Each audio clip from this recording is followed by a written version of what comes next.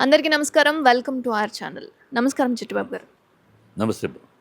Sir నిర్మాతలు చాలామంది అంటే పవన్ కళ్యాణ్ గారిని కలవడం జరిగింది. సో, ఎందుకు కలిసారు? అంటే ఇండస్ట్రీకి ఏదైనా సౌలభ్యం కోసం కలిసారా? లేక పర్సనల్‌గా కలిసారా? ఎలాంటి అంటే ఏం అడగాలి అనుకుంటున్నారు? ఏం లేదు సినిమా ఫీల్డ్ తరపున కాదమ్మా. ఎందుకంటే అయిపోయినాక అల్లు అరవింద్ గారు చెప్పేశారు. శుభానంద్ అభినందనలు తెలియటానికి వెళ్ళాము అని చెప్పేశాడు ఆయన. వాళ్ళు అందుకే వెళ్ళారు. మధ్యలో ఏంటంటే వాళ్ళ పర్సనల్ విషయాలు, ఇది వాళ్ళ సినిమాకి సంబంధించిన టికెట్ల రేట్లు పెంచడాలు, ఆ విషయాల కోసం వెళ్ళారు. ఆ వెళ్ళిన వల్ల ఆ 4 సినిమాలు పెద్ద సినిమాలు రాబోతున్నాయి. దానికోసం కలిసి వెళ్ళారు తప్పితే ఇండస్ట్రీ ఇష్యూలుగా అక్కడ మాట్లాడటం ఏం జరగలేదు. ఇండస్ట్రీ తరపున వెళ్ళిపోయి ఇండస్ట్రీ ఇక్కడ ఆంధ్ర రాష్ట్రంలో రావాలి, నిలబడాలంటే ఏం చేయాలి, ఎట్లా ఆ చర్చలు కానీ, లేకపోతే జన సినిమాల విషయాలు కానీ, ఇండస్ట్రీ యొక్క కష్ట సుఖాలను గురించి చర్చించు అవి కాదు. అలాంటి చర్చలు కానీ అలాంటిది ఏమి జరగదు. అలాంటి మీటింగ్ కాదు అది. దానికి ఉన్న ఇండస్ట్రీ వెళ్ళి కలిసింది అనేది ఉన్న బోగస్ కలరింగ్ తప్పితే ఇండస్ట్రీ ఏమి వెళ్ళి కలుస్తలే. వాళ్ళు ఇండస్ట్రీలో ఉన్న 4 ప్రొడ్యూసర్లు వాళ్ళ సినిమాల కోసం వెళ్ళారు. ప్లస్ శుభాభినందనలు తెలిపారు. ఇప్పుడు ఇదే కూటమి మరి జగన్ గెలిచినప్పుడు విషెస్ చెప్పడానికి రాలా, ఇవాళ వచ్చారు. అక్కడ తెలిసిపోతుంది కదా. ఇప్పుడు ఇండస్ట్రీకి కొన్ని సంవత్సరాలుగా నేను 70 నుంచి ఉన్నాను, అంతకుముందు చూస్తున్నాను. ఇండస్ట్రీలో ఎప్పుడు ఏ చీఫ్ మినిస్టర్ అయినా అభినందించడం, వాళ్ళ అభినందన సభ చేయడం ఆనవాయితీ మాకు. గత 5 ఏళ్ళప్పుడే అసలు ఈ సీఎంని పట్టించుకోలేదు. ఇతనికి అభినందనలు చెప్పడానికి కూడా ఎవరు ముందు రాలా. అంటే జగన్ గారికి ఇండస్ట్రీ అంటే కొంత కోపం ఉంది అన్న రూమర్ ఉంది. ఇందులో ఎంత నిజం ఉందంటారు? ఆయన కోపం ఎందుకుంటుందమ్మా? ఎందుకుంటుంది? ఉండే పడికట్టు పదాలు వాడేయటం, కాకా మాటలు వాడేయటం. జగన్ వల్ల ఇండస్ట్రీకి జరిగే నష్టం ఏంటి? ఏమన్నా పెద్ద సినిమాలు తీయలేకపోయామా? థియేటర్లు ఏమన్నా ఇవ్వకుండా ఆపాడా ఆయన? ఏమన్నా రేట్లు తగ్గించాడు, ప్రేక్షకుల కోసం తగ్గించాడు. ప్రేక్షకులు మనం రేట్లు పెంచుకుని దూరం చేసుకున్నాం. రేట్లు తగ్గించాడు. రేట్లు తగ్గించడం వల్ల మంచి జరిగింది కానీ ఇండస్ట్రీకి చెడు జరగల. బిగినింగ్లో ఇంకా రూ. 5 అదేనా చిన్న తప్పు జరిగింది. ఆ తప్పుని కవర్ చేశారు. రూ. 5 టికెట్ ఏది కాదు. సో మిగతా అన్నీ ఆయన చేసిన ఆడియన్స్ థియేటర్కి రావడానికి సినిమా ప్రేక్షకుడు ముఖ్యం, అలా చూశాడు ఆయన. ప్రేక్షకుడు ముఖ్యం కనుక ప్రేక్షకుడు వాడికి అందుబాటులో ఉండాలి. రేట్లు ఇష్టం వచ్చిన రేట్లు కాకుండా అందుబాటులో ఉండాలి. 3 క్లాసులు ఉండాలి, 2 క్లాసులైనా మినిమం ఉండాలని పెట్టాడు. అది మేమందరం కోరుకున్నదే కదా. మేము కోరుకున్నదే.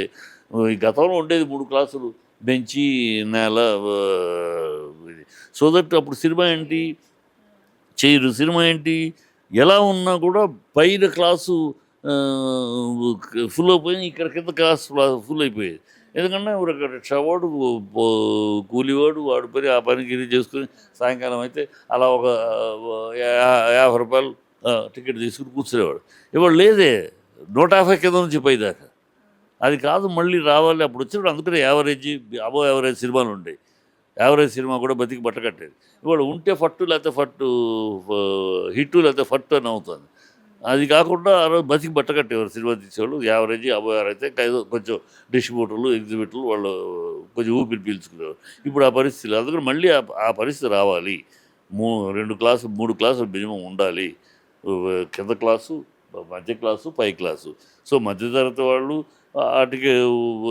80 టికెట్ కొనుక్కొస్తారు. వాడు రూ. 50 టికెట్ కొనుక్కొస్తాడు.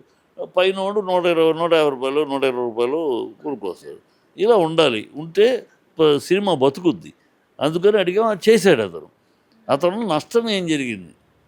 సినిమాకి నష్టం చేశాడు. ఏం చేశాడు ఆయన? చంద్రబాబు చెయ్యిందేంటి, ఇది చేసిందేంటి?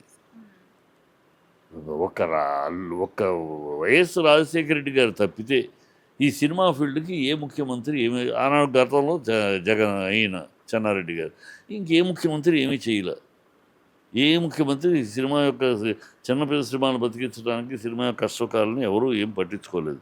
ఒక రాజశేఖర రెడ్డి గారే కొంత చేశారు. ఆయన బతుకుంటే ఇంకా జరిగేదేమో. వీళ్ళెవరు చేయలే.